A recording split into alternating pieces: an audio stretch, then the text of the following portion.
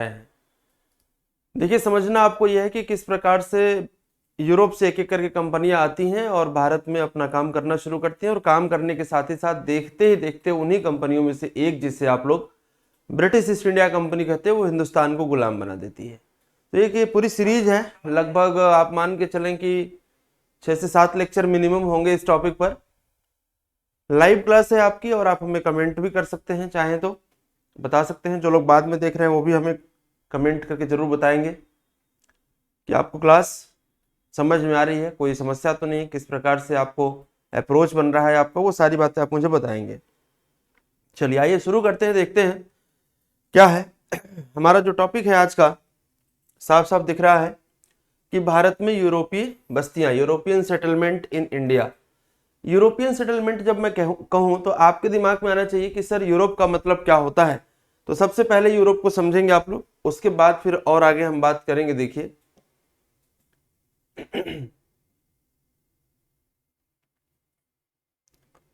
यहां पर आप लोग पहले मैप में थोड़ा समझने की कोशिश करेंगे।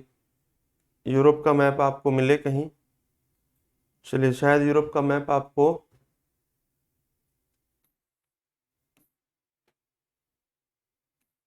वेट करेंगे थोड़ा। चलिए अच्छा, लास्ट में लगा हुआ है यहाँ पर, ठीक है फाइन। देखिए जरा ध्यान से समझेंगे, ये यूरोप का मैप आपके सामने है। मैप आपको दिखाता हूँ, समझने की कोशिश करिए, फिर इसके बाद हम आगे बढ़ते हैं। आपके सामने ये यूरोप का मैप है।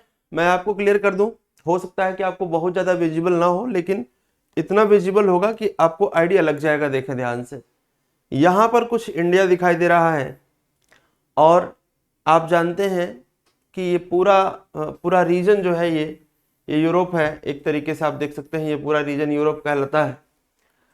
अब यहाँ यूरोप में आप जानते हैं कि फ्रांस, जर्मनी, जापान, स्पेन, पुर्तगाल और ब्रिटेन सारी कंट्री हैं। तो यदि आप देखने की कोशिश करें और समझें इस चीज को, तो जब लोग समंदर में यात्रा करना नहीं जानते थे, यानी कि लोगों के पास दिशा सूचक यंत्र नहीं हुआ करते थे, तब भी भारत से अन्य देशों के साथ व्यापार होते थे। और व्यापार कैसे होता था आप देखिए, समझिएगा। यहां से देखें तो सीधा लैंड रूट दिखाई दे रहा है, क्योंकि इंडिया के साथ साथ पाकिस्तान जैसी कोई चीज थी नहीं 1947 से पहले। तो हिंदुस्तान की सीमाएं अफगानिस्तान से शेयर करती थी, और हम अफगानिस्तान से ईरान इंटर करते थे। ईरान से इस प्रकार से टर्की इंटर करते हुए हम सीधे यूरोप में यहाँ पहुंच जाते थे। आप लोगों को मेरी बात समझ में आ रही होगी कि भारत और यूरोप के बीच में सीधा लैंड रूट दिखाई दे रहा है। ये हमारा कन्वेंशनल लैंड रूट हुआ करता था। कन्वेंशनल लैंड रूट का मतलब हो गया परंपरागत व्यापारिक मार्ग हुआ करता था। इस प्रकार से व्यापार चलता रहता था। जो वस्तुएं इनके पास होती थी और जो वस्तुएं हमारे पास होती थी, उसमें आने जाने में बार्टर सिस्टम का प्रयोग होता था। सामान के बदले सामान मुख्यतः चलता रहता था। धीरे धीरे कैपिटलाइजेशन का जन्म होगा, तो क्वाइंस में एक्सचेंज होना शुरू हो जाएगा, और फिर बाद में तो आप जानते हैं डिजिटल करेंसी भी चलेगी। समझने वाली बात यह है साथियों कि वक्त था 1453 एडी के आसपास, और ये जो टर्की का रीजन है, यहां पर ऑटोमन एम्पायर का कंट्रोल होता है। और यहां पर जो टर्की के बिल्कुल सेंट्रल पॉइंट, जहां से सारे व्यापारिक जस्ते होकर के गुजरेंगे, जिसे हम लोग कहते थे कुस्तुनतुनिया या कॉन्स्टेंटिनोपोल, कॉन्स्टेंटिनोपोल पर उस्मानिया सल्तनत का कंट्रोल होता है। और इस कंट्रोल के साथ ही कहा जाता है कि यदि इधर से व्यापार करना है तो टैक्स ज्यादा पे करना पड़ेगा। यूरोप के व्यापारियों को इधर आने जाने के लिए टैक्स ज्यादा पे करना पड़ेगा। उसमें भी थोड़ी बायसनेस थी, थोड़ा समझेंगे इस चीज को आप लोग कि यहाँ पर देखें यदि ये यूरोप है तो इसको मैं वेस्टर्न यूरोप कह सकता हूं, और इसको मैं ईस्टर्न यूरोप कह सकता हूं। तो ईस्टर्न यूरोप के व्यापारियों के संबंध थोड़े ठीक थे, तो इनके लिए टैक्सेस की मात्रा थोड़ी कम थी। और इधर वेस्टर्न यूरोप जो था, वहां के व्यापारियों के लिए टैक्स और ज्यादा पे करना पड़ता था। इस वजह से वेस्टर्न यूरोप के व्यापारियों ने, खास करके स्पेन और पुर्तगाल के व्यापारियों ने सोचना शुरू किया कि यदि दुनिया गोल है तो भारत तो कहीं ना कहीं होगा ही होगा, इसी दुनिया में होगा। और जब गोल दुनिया में भारत को खोजेंगे तो कोई ना कोई अल्टरनेटिव रूट जरूर निकल करके आएगा। यानी कि भारत के लिए एक नए मार्ग को खोजने की आवश्यकता खास करके पश्चिमी यूरोप के व्यापारियों को तब मिलती है जब उनके लिए कॉन्स्टेंटिनोपोल, जो कि टर्की में जिसे आप कुस्तुनतुनिया कह रहे हैं, वहां से गुजरने के लिए अधिक कर पे करने की बात आती है। अब इसी भारत की खोज में निकोलस कोलंबस और वास्को डी गामा जैसे लोग निकलते हैं। आप जानते हैं निकोलस कोलंबस निकलते हैं और वो मूव कर जाते हैं उधर वेस्ट इंडीज मैक्सिको की तरफ, भारत नहीं उनको मिलता है, और उसके बाद वास्को डी गामा निकलते हैं तो वो भारत पहुंचते हैं, और इसी क्रम में बाकी सारी कंपनियां भी आती हैं। तो उम्मीद करता हूं आपको मैप से यूरोप और भारत के बीच की बेसिक कनेक्टिविटी और क्या जरूरत थी ये बात समझ में आ गई होगी। अब जो दूसरा पहलू है वो निकल करके क्या आता है कि जब मैं बोलूंगा पश्चिम और पूर्व, तो आपके दिमाग में पश्चिम का नाम लेते ही क्या आना चाहिए, यूरोप आना चाहिए, और पूर्व का नाम लेते ही आपके दिमाग में भारत और इसके आसपास के सारे पड़ोसी मुल्क आने चाहिए। तो पश्चिम और पूर्व, ईस्ट और वेस्ट के बीच जो ट्रेडिशनल ट्रेड रूट था वो लैंड रूट था, और नए रूट की जो खोज होगी वो कंप्लीटली एक सी रूट होगा, और उसी के बारे में हम बात करेंगे। फिर वहां से आगे बढ़कर के हम देखेंगे कि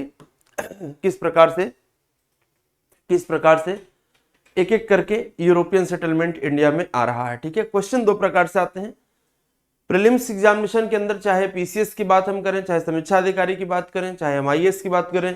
प्रीलिम्स एग्जामिनेशन के अंदर फैक्ट पर सवाल पूछे जाते हैं। ठीक है, फैक्ट पर सवाल पूछे जाते हैं, जबकि वहीं पर मेंस एग्जामिनेशन जो होता है वहां पर जो सवाल पूछे जाते हैं वो कॉन्सेप्चुअल और फैक्चुअल दोनों ही नेचर के होते हैं। हमने अभी आपको एक ओवरव्यू दे दिया। अब इसके बाद आप ये समझिए जो मैंने आपसे कहा था कि एक आवश्यकता होगी एक प्रॉपर लैंड रूट की। तो लैंड रूट तो मिल नहीं पाएगा। जब लैंड रूट नहीं मिल पाएगा, कहां से, स्पेन पुर्तगाल से भारत आने का, क्योंकि रास्ते में देखें यहाँ पर हमने कहा था कि ये इंडिया है, यहां आपको पहुंचना है, और मैं कह रहा हूं कि इधर से टर्की के बीच में जो कुस्तुनतुनिया है वहां पर ऑटोमन एम्पायर ने टैक्स बढ़ा रखा है। तो आप देख सकते हैं ये लिस्बन पुर्तगाल की राजधानी है, और लिस्बन से कहा जा रहा है कि वास्को डी गामा निकलेगा, और इस प्रकार से वो यहाँ अटलांटिक ओशियन को एक्सेस करते हुए अफ्रीका कॉन्टिनेंट के कोस्टल लाइन के किनारे किनारे चलते हुए यहाँ केप ऑफ गुड होप पहुंचता है, और केप ऑफ गुड होप से आप देख सकते हैं इस प्रकार से वो यहाँ हिंदुस्तान के कैलिकट नामक जगह पर पहुंचता है। कैलिकट कहाँ पर, केरला। इस पर क्वेश्चन कई प्रकार से पूछते हैं। कैलिकट की लोकेशन आप जानते हैं केरला में, लेकिन इसे आप मालाबार तट भी कहते हैं। क्या कहते हैं, मालाबार तट। तो मालाबार तट पर पहुंचता है। अभी इसके बारे में सारी कहानी आप देखेंगे कि कैसे पहुंचता है, कब पहुंचता है। सामान्यतया डेट को लेकर के बहुत सारा इसमें डाइवर्सन है, बहुत सारी बुक्स में अलग अलग बातें लिखी गई हैं, लेकिन जो मोस्ट ऑथेंटिक डेट मानी जाती है वो 20 मई 1498 की मानी जाती है। 20 मई 1498 की डेट है जब वास्को डी गामा पहुंचता है कहां पर, केरला कैलिकट पर। ठीक है, क्या करने आया था और क्या करके गया वो सारी बातें मैं आपको डिस्कस करूंगा, लेकिन ये रूट आपको पता चलना चाहिए। और इस प्रकार से आज से आप ये समझेंगे कि वास्को डी गामा ने हिंदुस्तान के लिए यूरोप से एक पूर्णतः समुद्री मार्ग ढूंढा था। Vasco da Gama discovered a complete sea trade route from Europe to India.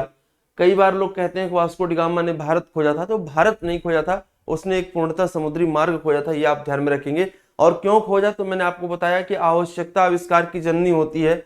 यदि टर्की में प्रॉब्लम ना क्रिएट हुई होती, कुस्तुनतुनिया पर अधिकार ना हुआ होता उस्मानिया सल्तनत का, तो शायद वास्को डी गामा को भी आवश्यकता ना पड़ी होती इस तरफ से आने की। इसका मतलब है कि आवश्यकता आविष्कार की जननी होती है, और उसी क्रम में वास्को डी गामा आता है। साथियों, जो वास्को डी गामा आता है और यहाँ से वो ब्लैक पीपर ले जाकर के पूरे यूरोप में बेचता है, तो बहुत ही भारी मात्रा में, लगभग 60 गुना उसको बेनिफिट होता है अपनी टोटल ट्रेवलिंग कॉस्ट का। इस ह्यूज व्यापारिक फायदे ने, यानी कि ह्यूज ट्रेड बेनिफिट ने यूरोप के अलग अलग व्यापारियों को, यानी कि अन्य कंट्री के व्यापारियों को इंस्पायर किया। भाई इतना यदि फायदा व्यापार में है, यदि इतना बड़ा फायदा व्यापार में है, तो क्यों ना भारत के साथ ही व्यापार किया जाए। ऐसी स्थिति में हम देखते हैं और समझते हैं कि जब एक व्यापारी आता है वहां से चल करके, तो बाकी व्यापारियों के मन में भी आता है कि हम भी चलें। और उस प्रकार से आप देखेंगे तो पहले पुर्तगीज, फिर डच, फिर उसके बाद इंग्लिश, फिर डेनिश, फिर फ्रेंच, ये सारे करके एक एक करके भारत में आते हैं और अपनी कॉलोनियां एस्टेब्लिश करना शुरू करते हैं। फोर्टिफिकेशन करेंगे। देखिए, फोर्ट, कंपनी और फैक्ट्री, तीन चीजें होंगी। पहले मैं आपको समझा दूं, क्योंकि इतिहास पढ़ते समय कई बार आप लोग यहाँ पर कंफ्यूज करते हैं। फोर्ट का मतलब क्या हुआ, किलेबंदी करेंगे, वो सिक्योर करेंगे, बाउंड्री वाल चलाएंगे, बड़ी बड़ी दीवारें चलाएंगे।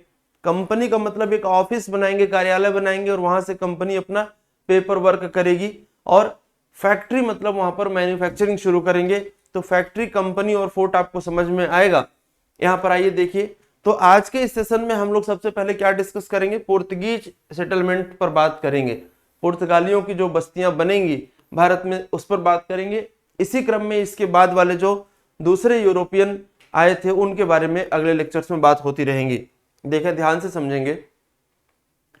तो भारत में हम लोग पुर्तगालियों के बारे में पढ़ें, तो उससे पहले मैं चाह रहा हूं कि मैं आप लोगों को एक बार टाइम लाइन पहले समझा दूं कि पुर्तगालियों की टाइम लाइन क्या थी। एकदम से एमसीक्यू क्वेश्चन आता है एग्जाम में आपके, तो आप एकदम कंफ्यूज हो जाते हैं क्योंकि फैक्ट पूछे जाते हैं। तो पहले फैक्ट की टाइम लाइन देख लीजिए, फिर मैं कॉन्सेप्चुअल डिस्कशन करता हूं कि क्या है, यानी कि प्री और मेंस दोनों आपका कवर हो जाएगा। देखिए, सबसे पहले 1498 में क्या हो रहा है, Vasco da Gama makes landfall at Calicut where he is received by the Zamorin. Zamorin के द्वारा उसका स्वागत हुआ था। जमोरिन वहां का शासक था कैलिकट का। हालांकि अभी थोड़ी देर में आपको बताएंगे कि इस जमोरिन से पुर्तगालियों का युद्ध भी हुआ। युद्ध क्यों हुआ वो भी बताएंगे, यानी कि एक बार वही राजा स्वागत करता है और एक बार उसी राजा से युद्ध होता है। उसके पीछे कारण बता रहे हैं क्या है।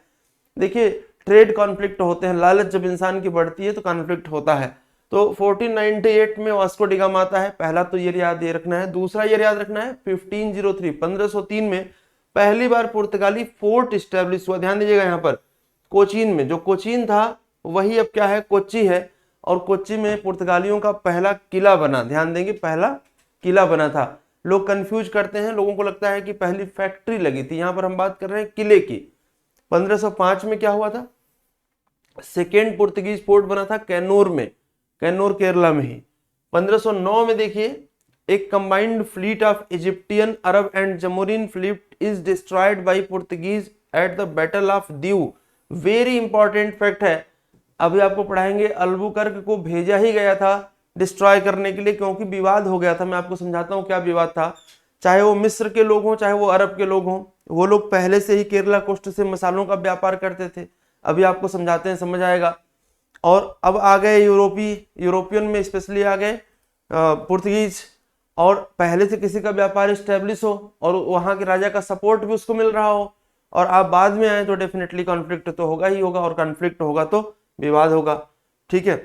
1510 में क्या हुआ, 1510 में अल्बुकर्क ने गोवा पर अधिकार प्राप्त कर लिया।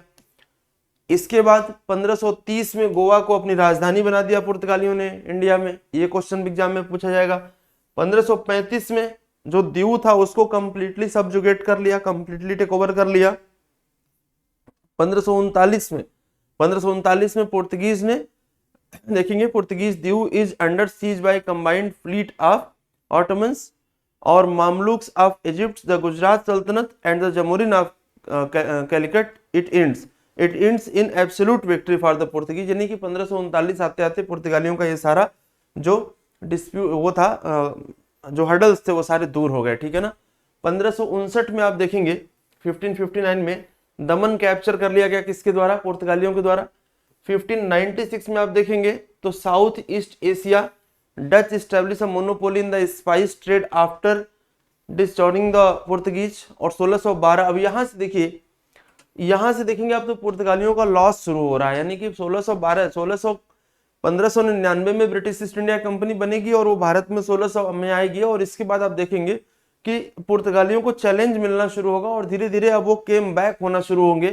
तो सूरत यहाँ से वो उनके हाथ से निकल जाएगा, अंग्रेजों के हाथ में चला जाएगा। बाद में बॉम्बे जो है वो दहेज में अंग्रेजों को दे देंगे पुर्तगीज। 1661 में आप देख रहे हैं कि बॉम्बे दहेज में दे देंगे। 1663 में आप देख रहे हैं कि पुर्तगीज जो है वो सारे फोर्ट्स को लूज कर देंगे मालाबार कोस्ट पर। और 1779 में आप देखेंगे कि दादरा एंड नगर हवेली का एक्विजिशन करेंगे। 1843 में पंजिम जो गोवा में होगा ये उनकी राजधानी बनेगी। और फाइनली 1961 में आपको मालूम होगा कि भारत सरकार ने मिलिट्री ऑपरेशन किया था पुर्तगालियों को गोवा से भगाने के लिए। ठीक है ना। तो यहां पर आप समझ सकते हैं कि गोवा इनके हाथ से निकल जाता है 1961 में। अब यदि यहां पर हम आपसे कुछ बात करें तो बात ये निकल करके आती है कि गोवा में सबसे पहले, गोवा में नहीं बल्कि भारत में सबसे पहले कौन से यूरोपीय आते हैं, तो भारत में सबसे पहले पुर्तगीज आते हैं और सबसे बाद में जाते हैं। सबसे पहले आते हैं कब, 1498 में आते हैं और 1961 में जाते हैं। तो इनके बारे में हम लोग सबसे पहले पढ़ेंगे क्या पढ़ेंगे? देखिए सबसे पहले हम लोग यूरोपीय बस्तियों के आने का क्रम पढ़ेंगे, कंपनियों के आने का क्रम पढ़ेंगे। तो 1498 में वास्को डिगामा आता है और 1500, यहां पर 1500 आपको दिया गया, 1500 में स्टेब्लिशमेंट शुरू होता है इनका।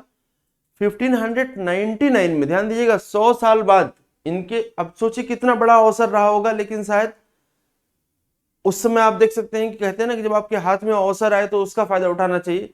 100 वर्षों तक एक तरफा राज करने का ऑप्शन था, क्योंकि ये जो टाइम पीरियड है आप देखेंगे 1500 से लेकर के 1600 के बीच में, इसमें उत्तर भारत में भी आप देखेंगे तो बहुत ही चैलेंजिंग सिचुएशन है। 1526 में बाबर पानीपत के पहले युद्ध से एंटर करता है, तो वो दिल्ली के आसपास के क्षेत्रों में अभी है। कोई एक सेंट्रलाइज पावर नहीं इंडिया में उस टाइम पर है जो साउथ इंडिया से लेकर के नॉर्थ इंडिया तक कंट्रोल करके रखे। हुमायूं का संघर्ष शेर शाह से अलग चल रहा है। 1556 में जब अकबर आ रहा है सेकेंड बैटल ऑफ पानीपत से, तो उस समय भी आप देखेंगे कि कोई बहुत पावरफुल रूलिंग नहीं है। अकबर पावरफुल हो रहा है 1560 के बाद, यानी कि यदि पुर्तगीज चाहते तो 1500 से लेकर के 1560 के बीच में अपने आप को फुल्ली स्टेब्लिश कर पाते, लेकिन गलतियां उनसे क्या हुई हैं वो मैं अभी डिस्कस करूंगा। लेकिन समझने वाली बात यह है कि यहाँ पर लगभग 100 वर्षों के बाद ब्रिटेन के इंग्लैंड में एक प्राइवेट कंपनी बनती है जिसका नाम था ब्रिटिश ईस्ट इंडिया कंपनी, और ये 1600 में भारत आती है। 1602 में डच या नीदरलैंड जिसे आप कहते हैं, डच की ईस्ट इंडिया कंपनी, राइट। और यहाँ पर कई बार नाम बदल करके पूछता है तो आप याद रखेंगे, यहाँ पर वेरिनिगेड ईस्ट इंडीज कंपनी, ये लैंग्वेज है वहाँ की, उस भाषा में कहा गया है। 1616 में डेनिश या डेनमार्क की कंपनी, और 1664 में French east India company France से आती है। फ्रांस की ये कंपनी सरकारी कंपनी थी, याद रखेंगे आप इसे। और इस कंपनी को भी कंपनीज देश इंडेस ओरिएंटेस के नाम से जानते हैं, क्वेश्चन एग्जाम में भी आ चुका है। तो कंपनियों के नाम आपको पता चल गए और ईयर पता चल गए। ये कंपनियां आएंगी भारत में मुख्यतः व्यापार करने। अब एक नजर में ये देखते हैं कि इन्होंने अपनी पहली फैक्ट्रियां कब स्थापित करी हैं। तो 1500 में कैलिकट में पुर्तगीज फैक्ट्री स्टैब्लिश होती है, ध्यान दीजिएगा। इसके बाद 1605 मसूलीपट्टनम में डच की फैक्ट्री स्टैब्लिश होती है। 1611 में मसूलीपट्टनम में इंग्लिश या इंग्लैंड कंपनी स्टैब्लिश होती है। 1611 में मसूलीपट्टनम में डेनिश कंपनी स्टैब्लिश होती है। और 1668 में सूरत में फ्रांस की कंपनी स्टैब्लिश होती है। ध्यान देंगे यहां पर 1613 में सूरत में भी कंपनी स्टैब्लिश होती है अंग्रेजों की, ठीक है ना। 1611 में मसूलीपट्टनम में और 1613 में यहां पर कहा जा रहा है सूरत में। तो सूरत में स्पेशली आप देखें तो सूरत में ब्रिटिश और सूरत में ही फ्रांसीसी।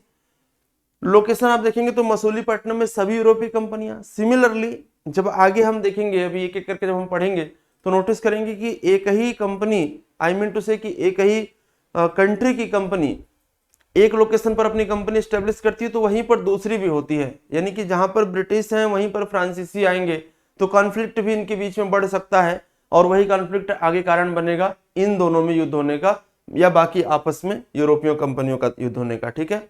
तो आपने ये देखा, टाइमलाइन आपने देखा। अब हम लोग देखते हैं स्पेशली पुर्तगीज पावर को, जैसा कि हमने आपसे कहा। अब देखिए ध्यान से समझिएगा, एक एक पॉइंट आपके लिए महत्वपूर्ण है। क्या महत्वपूर्ण है? इन जुलाई 1497, जुलाई 1497 ईस्वी में कहा जा रहा है कि अ फ्लीट ऑफ 3 शिप्स, कितनी जहाजों को लेकर के भाई? 3 जहाजों को लेकर के, led by Vasco da Gama and supported by a Gujarati seaman named Abdul Majid. Abdul Majid का नाम अब्दुल अहमद मजीद भी है, अब्दुल अहमद मजीद के नाम से भी आता है ये। Started their journey and reached, कहां पर पहुंचा ये? कप्पा कवाडू पहुंचा। ध्यान दीजिएगा, कप्पा कवाडू। अब पता चला कि एग्जाम में कप्पा कवाडू आ गया और आप ढूंढ रहे हैं कालीकट और मिल ही नहीं रहा है कालीकट। तो कप्पा कवाडू जो है वो गांव था बीच पर, बिल्कुल कप्पा कवाडू कालीकट के लोकेशन पर। तो near Calicut Kerala after 10 month of sea journey in May 1498। जरा ध्यान से समझना, जुलाई में निकल गया, कहां से? पुर्तगाल से। कौन? Vasco da Gama. 1497 ईस्वी में 10 महीने तक समंदर में भटकता रहा, और समंदर में भटकते हुए चलते हुए 10 महीने की यात्रा करने के बाद 1498 में वो इंडिया पहुंचता है। मतलब आप कल्पना करिए, उसके जुनून को समझने की कोशिश करिए कि एक ऐसे देश को खोजने निकला है जिसके बारे में वो जानता नहीं है कि वो कहाँ है, और बावजूद उसके हिम्मत देखिए कि 3 जहाजों को लेकर के 10 महीने समंदर में यात्रा करेंगे और डेस्टिनेशन पर पहुंचेंगे। सफलता मिलती है उसको 10 महीने की लंबी यात्रा समंदर में। 20 मई 1498 डेट मैं फिर यहाँ पर लिख देता हूँ, 20 मई। कई सारी किताबों में, कई सारे नोट्स में आपको अलग डेट मिलेगा। मेरी तरफ से ये मोस्ट ऑथेंटिक डेट है। इसके बाद आपको जो डेट मिले आप अपने अकॉर्डिंग देख लीजिएगा। एग्जाम में आ जाए यह डेट, यदि ऑप्शन में है तो वो मोस्ट अप्रोप्रिएट डेट माना जाएगा। ठीक है, आगे देखेंगे। वास्को डिगामा जब पहुंचता है तो क्या होता है, कहा जा रहा है कि Vasco da Gama impressed the local governor Samoothiri Manavikraman Raja Zamorin of Calicut. इसने कैलिकट के राजा को इम्प्रेस किया। कैलिकट के राजा जो जमोरिन थे, ये हिंदू राजा थे, याद रखिएगा, क्वेश्चन ये भी एग्जाम में आता है। हिंदू राजा थे, इनको इसने इम्प्रेस किया। और कहा जा रहा है कि with lavish gift and letter from king Manuel one, बहुत इंपॉर्टेंट डेटा है, किंग मैनुअल वन का लेटर, किंग ऑफ पुर्तगाल जो रहे हैं कब से कब तक, 1595 से लेकर के 1521 तक जो किंग ऑफ पुर्तगाल थे मैनुअल वन, इनका लेटर देता है और बहुत ही बढ़िया गिफ्ट। और हिंदू राजाओं की खास कमजोरी गिफ्ट लेना। आपको भी समझा देते हैं कि जीवन में यदि आप कभी भी गिफ्ट लेना शुरू कर दिए किसी से भी, तो उसके एहसान में आप दबते चले जाओगे और उसकी बात को मना नहीं कर पाओगे। इसीलिए जब आपको कोई गिफ्ट देता है तो बहुत ही सोच समझ करके आपको गिफ्ट लेना है। हालांकि इंसान चूंकि लालची प्रवृत्ति का प्राणी है, उसे गिफ्ट लेने में बड़ा मजा आता है। इसीलिए देखिए, लोग गिफ्ट जब पाते हैं तो अंदर से बहुत खुश होते हैं कि चलो भाई बड़ा अच्छा आदमी है, आया मिला बैठा गिफ्ट दिया। लेकिन ध्यान देना मेरे साथियों, कभी भी कोई चीज फ्री में आती नहीं है दुनिया में। हमेशा वो जो चीज आपके लिए फ्री में है उसकी कीमत किसी न किसी ने अदा की होगी, इसलिए फ्री नहीं हो सकती है। तो जब आप गिफ्ट लेंगे तो कहीं न कहीं आपको किसी न किसी रूप में वो रिटर्न तो करना ही पड़ेगा, यही प्रकृति का नियम है। तो वास्को डिगामा इनको खुश करता है, किसको, इनको खुश करता है जमोरिन को, और साथ में प्रभावित करता है। प्रभावित करता है मतलब कि हम बहुत काबिल हैं, काबिल तो था ही। आप सोचो 10 महीने की यात्रा करके पहुंचता है। और इसी के साथ क्या करता है, काली मिर्च यहां से लेकर के, और हमने कहा देखिए ध्यान से समझिएगा, क्योंकि मसालों की डिमांड हर ठंडे प्रदेशों में ज्यादा होगी, और केरला के आसपास के क्षेत्रों से मसाले बहुत पहले से व्यापार किए जाते रहे हैं और आज भी किए जा रहे हैं पूरी दुनिया में। तो वास्को डिगामा के आने से पहले जो अरब के व्यापारी हैं वो ऑलरेडी इस कोस्ट पर स्टेब्लिश हैं, लेकिन अरब के व्यापारी मीडिएटर का काम कर रहे हैं। अरब के व्यापारी केरला से मसाला उठा करके ले जा रहे हैं अरब, और अरब से आगे बढ़ा रहे हैं यूरोप की तरफ। तो जब भी कोई मीडिएटर आएगा तो सामान महंगा हो जाएगा और व्यापारिक फायदा तो होगा ही होगा। तो जब वास्को डिगामा और पुर्तगाल यहाँ पर स्टेब्लिश करेंगे अपने आप को, तो उस कंडीशन में विवाद तो होगा ही होगा ना, कि भाई हमारे व्यापार पर अब कोई दूसरा भी एंट्री कर रहा है। तो कंपटीशन, कोई डेमोक्रेसी तो है नहीं, राजतंत्र हुआ करता था, तो उसमें जो राजा को ज्यादा खुश कर लेगा राजा उसकी वाली करेगा। तो ये समस्या आपको आगे देखने को मिलेगी। आगे बढ़ते हैं। वो आकर के चला जाता है वास्को डिगामा, हमने कहा 60 गुना ज्यादा फायदा कमाता है, और उसी व्यापारिक फायदे के इंस्पिरेशन के कारण बाकी व्यापारी वहां से चल करके आते हैं। इन 1500 में the second Portuguese voyage was made under the command of Pedro Alvarez Cabral. Very important name, and majority of the aspirants generally यहाँ पर कंफ्यूज होते हैं। सवाल पूछा जाता है कि दूसरा व्यक्ति कौन था जो पुर्तगाल से आया भारत, तो उसका नाम यहाँ पर देखिए आपको दिया जा रहा है, पेड्रो अल्वारेज कैब्रॉल। पेड्रो अल्वारेज कैब्रॉल दूसरा व्यक्ति था जो कहां से चल करके आता है, जो चल करके आता है पुर्तगाल से 1500 में। और इसके बाद आप देखेंगे तो कहा जा रहा है कि there was a clash of interest between the Portuguese and Arab merchant guides. Arab merchant और पुर्तगीज के बीच में विवाद जन्म ले लेता है। विवाद क्यों जन्म लेता है मैंने पहले ही बताया।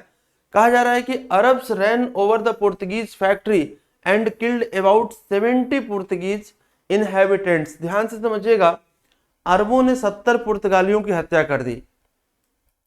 देखिए आप जानते हैं कि जो अरब के ट्रेडर्स हैं उनके लिए हत्या करना कोई खास बात नहीं थी, और इसलिए नहीं बात थी क्योंकि फाइटिंग उनकी आदत में थी, लड़ना जानते थे वो।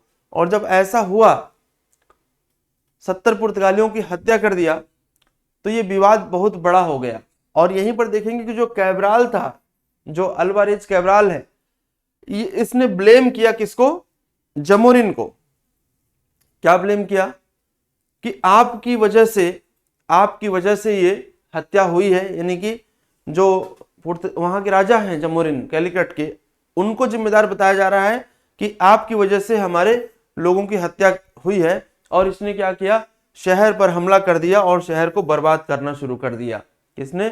कैब्रॉल ने अपनी छोटी सी आर्मी के साथ। इसी के परिणाम स्वरूप क्या हुआ, this resulted in a war between the Portuguese and Zamorin of Calicut. यहां से अब डिस्ट्रॉय करने के साथ ही एनिमिटी डेवलप हो जाती है, जमोरिन और पुर्तगालियों के बीच में एक दुश्मनी पैदा हो जाती है, और ये दुश्मनी अभी आगे आप देखेंगे लंबे समय तक चलेगी। 1502 में कहा जा रहा है कि Vasco da Gama set out the third Portuguese expedition, यानी कि 1502 में वास्को डिगामा अब पुनः आ रहा है, देखिए ध्यान समझिएगा। 1498 में वास्को डिगामा आता है, 1502 में अल्वारेज आता है कैब्राल, और 1502 में पुनः कौन आता है? वास्को डिगामा आता है। और क्या करने आता है? With an objective of taking revenge. ये वही वास्को डिगामा है जिसका जमोरिन ने पहली बार वेलकम किया था, उसी जमोरिन से बदला लेने के उद्देश्य से वास्को डिगामा 1502 में अपनी पूरी तैयारी के साथ कहां आता है? अगेन कैलिकट आता है। ठीक है, अब बात को आगे बढ़ाएं। ये समझना होगा कि कहीं पर भी आप काम करेंगे तो आपको एक प्रॉपर अधिकारी नियुक्त करना पड़ेगा और वही अधिकारी जिम्मेदार होगा। तो इस क्रम में आप देखते हैं कि पहली बार 1505 से लेकर के 1509 तक आपको यहाँ पर फ्रांसिस्को डी एल्मीडा नजर आ रहा है। और एल्मीडा बहुत ही एम्बिशियस था, एम्बिशियस के साथ साथ समझदार गवर्नर था। क्या करता है देखिए, इन मार्च 1505, मार्च 1505 में किंग मैनुअल वन, ध्यान देंगे नाम भी याद रखेंगे, king Manuel one of Portugal appointed Francisco de Almeida as the first Portuguese governor in India for 3 year of term. Initially ध्यान देंगे, क्वेश्चन पूछा जा सकता है कि पहली बार किस व्यक्ति को पुर्तगीज गवर्नर बना करके भारत में किंग मैनुअल वन ने अपॉइंट किया था? आंसर होगा Francisco de Almeida. Almeida served the region and set up 4 forts. Almeida ने 4 किले सेटअप किए। कौन कौन से आप देख सकते हैं? एट अंजे दिवा आइलैंड, कैनोर, कोचीन एंड क्विलोन। 4 जगहों पर इसने अपने किले बनाए। किले बनाने का मतलब है कि आपका पावर बढ़ रहा है। और ये चारों लोकेशंस कहां पर थी? South west coast of India, वही जो मालाबार कोस्ट था उसी लेन में। ठीक है, पुर्तगालियों की कमी भी रही है कि उन्होंने ईस्टर्न कोस्ट को बहुत ज्यादा एक्सेस नहीं किया, वो ईस्टर्न कोस्ट पर ही अपने आप को आगे बढ़ाते रहे। तो ये आपके सामने एक मैप दिखाई दे रहा है, मैप है इंडियन ओशियन का, आप देख सकते हैं। यहाँ पर आपको इंडिया दिखाई दे रहा है और इधर से आप आएंगे तो ये आपको पूरा अफ्रीका कॉन्टिनेंट दिखाई दे रहा है, ये अफ्रीका कॉन्टिनेंट है।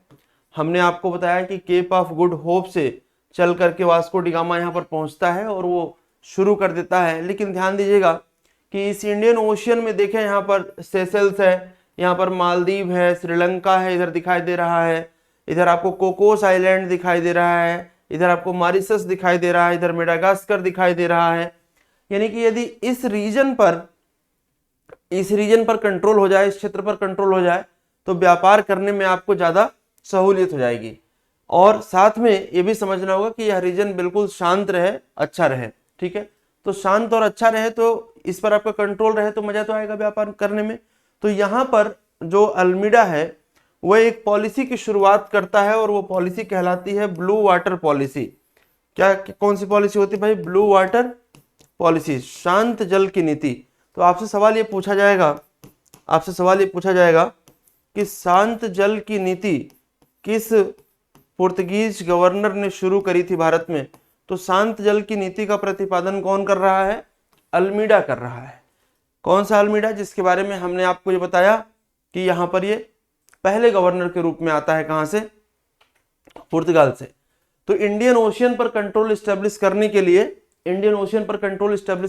लिए अल्मीडा ने शांत जल की नीति का प्रतिपादन किया। समझना यह है कि यदि इंडियन ओशियन पर आप कंट्रोल करना चाहते हैं तो 2 चेक पॉइंट्स हैं, एक यहां पर है हार्मुज स्ट्रेट और एक यहां पर है मलक्का स्ट्रेट। यहाँ पर मलक्का है और यहाँ पर हार्मुज है। जब तक इन दोनों पर आपका कंट्रोल नहीं होगा तब तक इस पर कंट्रोल नहीं आप कर पाएंगे, और यही काम करेगा अभी इसके बाद अल्बुकर्क, और इसीलिए हम अल्बुकर्क को वास्तविक संस्थापक कहते हैं। ठीक है, आइए जरा आगे समझते हैं। अल्मीडा के बारे में हमने आपको बेसिक बातें तो बता दी, अब अल्बुकर्क के बारे में देखिए। अल्फांसो डी अल्बुकर्क, नाम पूरा अल्फांसो डी अल्बुकर्क। 1509 में अल्फांसो डी अल्बुकर्क अपॉइंट होता है second governor of Portuguese position in India, यानी कि पुर्तगालियों के दूसरे गवर्नर के रूप में 1509 में कौन आता है भाई? Afonso de Albuquerque. इसे हम रियल फाउंडर कहते हैं पोर्तुगीज पावर ऑफ इंडिया का। पोर्तुगीज पावर ऑफ इंडिया का वास्तविक संस्थापक हम कहते हैं अल्बुकर्क को। कारण हमने आपको बताया है, उसी कारण को मैं अभी और एक्सप्लेन करता हूं। He was sent with the specific instruction to destroy the power of Jamorin। ध्यान दीजिएगा, स्पेसिफिक इंस्ट्रक्शन, विशेष चेतावनी देकर के भेजा गया था कि तुम्हारा मुख्य उद्देश्य क्या है? जमोरिन की शक्तियों को नष्ट करना, जमोरिन के पावर को नष्ट करना, अरब ट्रेड को समाप्त कर देना, ट्रेड मोनोपोली क्रिएट करना, ये हमारा मेन उद्देश्य होगा। इस उद्देश्य के साथ आता है। और the palace of Zamorin was seized and destroyed, Zamorin का पैलेस, महल सीज कर देता है और बर्बाद कर देता है कौन? Afonso de Albuquerque. Why he is known as real power of real person who established the Portuguese power in India? क्योंकि देखिए 1511 में, यहां देख सकते हैं आप, 1511 में इसने मलक्का जल संधि, जो कि मलेशिया और इंडोनेशिया के बीच में है, इस पर अपना कंट्रोल प्राप्त करता है। और 1515 में आप देख सकते हैं हार्मुज स्ट्रेट पर अपना अधिकार प्राप्त करता है। और जब स्ट्रेट ऑफ हार्मुज पर अधिकार प्राप्त हो गया और जब मलक्का स्ट्रेट पर अधिकार प्राप्त हो गया, तो इंडियन ओशियन में किसी भी तरफ से आप आओगे तो आपकी परमिशन के बिना आप कोई नहीं आ पाएगा, यानी कि आपका कंट्रोल बढ़ गया इंडियन ओशियन में। अब आप जैसे चाहेंगे वैसे मोनोपोली क्रिएट कर पाएंगे। तो यह एक बड़ी अचीवमेंट थी अल्बुकर्क की। इसके बाद देखेंगे अल्बुकर्क के साथ साथ अल्बुकर्क पर और कौन कौन से सवाल बन सकते हैं। तो अल्बुकर्क पर एक जो बहुत ही अहम सवाल बनता है वो ये बनता है कि 1510 में, हमने टाइमलाइन में आपको दिखाया था, 1510 में इसी ने बीजापुर का जो सुल्तान था, जो बीजापुर का शासक था, यूसुफ आदिल शाह से गोवा छीन लिया। और 1510 में गोवा कंट्रोल में किसके आ गया? पुर्तगालियों के। तो कौन गवर्नर था? ये अल्बुकर्क गवर्नर था जब गोवा पुर्तगालियों के कंट्रोल में आया। टाइमलाइन अभी लास्ट में मैं आपको एक बार और समझाता हूं, ठीक है। इस प्रकार से हम देख रहे हैं कि अल्बुकर्क ने पुर्तगीज पावर को इंडिया में स्टैब्लिश किया। इसके बाद जो गवर्नर्स आए उसमें भी आपको नाम याद रखना है। लोपोसोरेस डी अल्बा जहरिया 1515 से लेकर के 18 तक, ठीक है ना। इसने श्रीलंका का जो ऐतिहासिक नेम है वो सिलोन है, आपको याद होगा, है ना। तो इसने वहां पर भी अपना फोर्ट बनाया और कोल्लम में अपना फोर्ट बनाया। इसके बाद डियागो लोप्स डी स्यूकेरिया आया, 1518 से 1522 तक रहा। ये नाम आपको याद होने चाहिए, राइट। इसके बाद डुआर्टे डी मेंजेनेस आए 1522 से 24 तक। और नीनो डी कुन्हा का नाम आता है 1529 से लेकर के 38 तक। स्पेशली ये तब आपसे पूछा जाता है जब पुर्तगालियों ने अपनी राजधानी गोवा को बनाई थी, तो उस समय पुर्तगीज गवर्नर कौन था? तो पुर्तगीज गवर्नर 1530 में कौन था? नीनो दी कुन्हा था, ध्यान देंगे। जबकि जब गोवा कंट्रोल में आया पुर्तगालियों के तब अल्बुकर्क था। तो अल्बुकर्क ने कंट्रोल में लिया, लेकिन पुर्तगालियों की राजधानी गोवा जब बनती तो उस समय नीनो दी कुन्हा था, ठीक है ना। और इसी समय राजधानी स्थानांतरित हुई थी, कहां से हुई थी? कोचीन से। कोचीन मतलब कोच्चि से। और इसके बाद आगे आप देखेंगे तो 1534 में उन्होंने बॉम्बे रीजन पर अपना अधिकार प्राप्त कर लिया था। बॉम्बे रीजन का मतलब सालसेटी जो आइलैंड था, बसीन, सालसेटी, बसीन इत्यादि पर इनका कंट्रोल हो गया था 1534 में, ठीक है। यानी कि आप देखेंगे तो हिंदुस्तान के इस पर्टिकुलर वेस्ट कोस्ट पर पुर्तगालियों का कंट्रोल होता हुआ चला जा रहा है। और यही एक खास बात है कि गुजरात तक ये पहुंच तो जाते हैं, लेकिन गलती एक बहुत बड़ी है कि केवल और केवल वेस्ट कोस्ट पर फोकस कर रहे हैं, ईस्ट कोस्ट को छोड़ दे रहे हैं, जबकि समझदार शासक कभी ऐसा नहीं करेगा। पुर्तगालियों को लेकर के बहुत बड़ी कमी रही और इसी के कारण उनको बाद में फिर सब कुछ खो देना पड़ा। कहा जा रहा है कि however from the mid of 16th century, mid of 16th century का मतलब हम बात करेंगे लगभग 1550-60 के आसपास तक की बात करेंगे, ठीक है ना। Portuguese started losing the power. Why losing the power? समझिए इस बात को, बहुत ही अहम बात है। कहीं पर भी आप व्यापार करने जाते हैं, कुछ काम करने जाते हैं, तो वहां का जो शासक है, वहां का जो राजा है, उसका संरक्षण मिलना आपके लिए बहुत अहम है। जैसे जैसे आपको ये लगने लगेगा कि आप वहां के राजा से ही उलझ जाओगे, तो आपको कभी वहां के लोग भी सपोर्ट नहीं करेंगे, और जब वहां के लोग और राजा दोनों नहीं सपोर्ट करेंगे तो आपको वो टेरिटरी छोड़नी ही पड़ेगी। अब देखिए, समझिएगा इस बात को कि पुर्तगीज गुजरात तक पहुंच जाते हैं, एक्सेस उनको मिल जाता है गुजरात के कोस्ट लाइन तक का। लेकिन जब आप ये समझ रहे हैं कि 1556 में अकबर बैठ रहा है, 1556 में अकबर बैठ रहा है, और अकबर 1560 में बड़ा हो गया, यानी कि 13.5 वर्ष का अकबर 1556 में गद्दी पर बैठ रहा है। देखते ही देखते वो 1560-61 तक आते आते 18 वर्ष का युवा हो जाएगा, पावर को अपने कंट्रोल में लेना शुरू करेगा, और उसे सूचना ये मिलेगी कि हज यात्री जो गुजरात से मक्का जाते हैं उनको पुर्तगीज वहां पर लूटते हैं गुजरात में। तो उसके मन में क्या आएगा? वैसे भी आपको पता ही है कि इस्लाम में धर्म ऊपर है, राज्य बाद में है।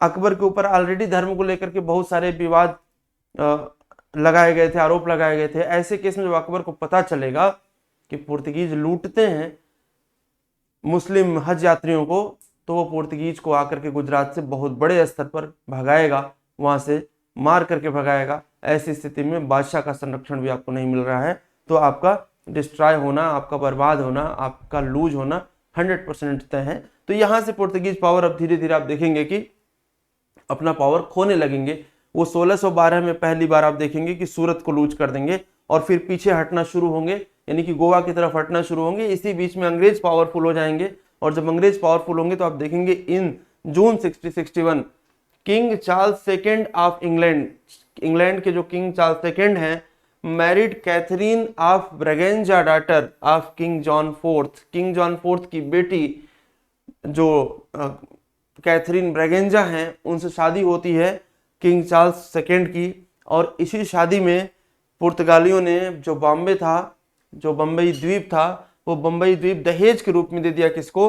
अंग्रेजों को। तो इस प्रकार बम्बई भी उनके हाथ से निकल गया, सूरत भी हाथ से निकल गया। 1739 में साल सिटी और बसीन मराठों को मिल गया, मराठों ने कंट्रोल इस पर कर लिया। यानी कि अब जो पुर्तगाली थे वो कोचीन की तरफ से पहले ही शिफ्ट कर चुके थे, अब उनके हाथ में कुछ रह गया तो केवल क्या रह गया था? गोवा रह गया था। और भारत आजाद होने के बाद गोवा के ऊपर हमने मिलिट्री ऑपरेशन किया था 1961 में, पुर्तगालियों से गोवा को फ्री करा दिया गया था। तो ये पूरी कहानी है, जिस कहानी में आपको बहुत सारे प्रश्न मिल गए होंगे। मैं उम्मीद करता हूं एक बार मैं टाइमलाइन आपको और दिखाने की कोशिश करता हूं, क्योंकि टाइमलाइन आपको याद होनी चाहिए। और मुझे पूरा भरोसा है कि इस पर्टिकुलर लेक्चर को देखने के बाद पुर्तगालियों पर जो भी सवाल आएगा वो आपका गलत नहीं होगा। टाइमलाइन पर जरूर फोकस करिएगा। टाइमलाइन पर फोकस करने के साथ साथ पूरी कहानी अपने दिमाग में रखिएगा। अब ये टाइमलाइन आपको इजीली याद हो जाएगी। 1498 में वास्को डी गामा आता है, 1503 में फोर्टिफिकेशन शुरू होता है। हमने आपसे कहा कि 1505 में यहाँ पर दूसरी बार ये फोर्ट बनाते हैं कैन्नौर में। 1509 में अल्मीडा आता है, अल्मीडा जो आता है वो माफ करिएगा 1509 में अल्बुकर्क आता है। और अल्बुकर्क का मेन ऑब्जेक्टिव क्या है? जमोरिन को बर्बाद करना, डिस्ट्रॉय करना। बैटल होता है दीव में, आप देखिए यहाँ पर 1509 में बहुत इंपॉर्टेंट है battle of Diu. Combined fleet of Egyptian, Arab and Zamorin. हमने कहा था ना अल्बुकर्क का मेन उद्देश्य क्या था? जमोरिन को बर्बाद करना। तो इजिप्ट, अरब और जमोरिन की ज्वाइंट आर्मी को हराता है कौन? अल्बुकर्क। 1510 में गोवा को कैप्चर करता है। 1530 में राजधानी बनती है गोवा। 1535 में दमन को सब्जुगेट करते हैं। 1539 में इजिप्ट, गुजरात सल्तनत और जमोरिन कैलिकट जो है ये पूरा समाप्त करके 100% कंट्रोल हो जाता है पुर्तगालियों का। इसके बाद हमने कहा 1559 में दमन कैप्चर करते हैं। 1596 में south East Asia Dutch establish monopoly करते हैं, स्पाइस के ट्रेड में स्पेशली। और इसके बाद 1612 में हमने कहा सूरत इनके हाथ से निकल जाता है। 1661 में बॉम्बे निकल जाता है दहेज के रूप में। 1663 में आप देखेंगे तो बहुत सारे मालाबार के कोस्ट इनके हाथ से निकल जाते हैं। 1779 में आप देखेंगे दादरा और नगर हवेली का एक्विजिशन करते हैं। 1843 में पंजिम इनकी राजधानी बनती है। यानी कि दो राजधानी आपको याद रखनी है, एक पंजिम और एक आपको याद रखना है गोवा। 1530 में गोवा और 1843 में पंजिम। और उसके बाद 1961 में इनको हिंदुस्तान से मिलिट्री ऑपरेशन करके भगाया जाता है। तो it was all about Portuguese power in India. यदि आपको मेरी बात समझ में आ गई है तो आप मुझे लेक्चर देखने के बाद कमेंट जरूर करें। और इसी प्रकार से अगला पावर जो है हम लोग डच देखिए, डच में बहुत ज़्यादा आपको कुछ पढ़ना नहीं है, लेकिन जो भी है डच थोड़ा सा आपको एक छोटा वीडियो मिलेगा, और उसके बाद आपको ब्रिटिश इस्टेब्लिशमेंट पढ़ना है। ब्रिटिश इस्टेब्लिशमेंट में पूरा का पूरा एक आप जानते हैं एक हिस्ट्री है, इतिहास के अंदर आपको, मॉडर्न हिस्ट्री के अंदर आपको ब्रिटिश इस्टेब्लिशमेंट ही पढ़ना है कुल मिला जुला करके, खास करके मॉडर्न हिस्ट्री में। तो चलिए ठीक है साथियों, मैं उम्मीद करता हूँ कि बात मेरी समझ में आई होगी, और मिलते हैं फिर हम लोग अगली क्लास में। Thank you, all the best.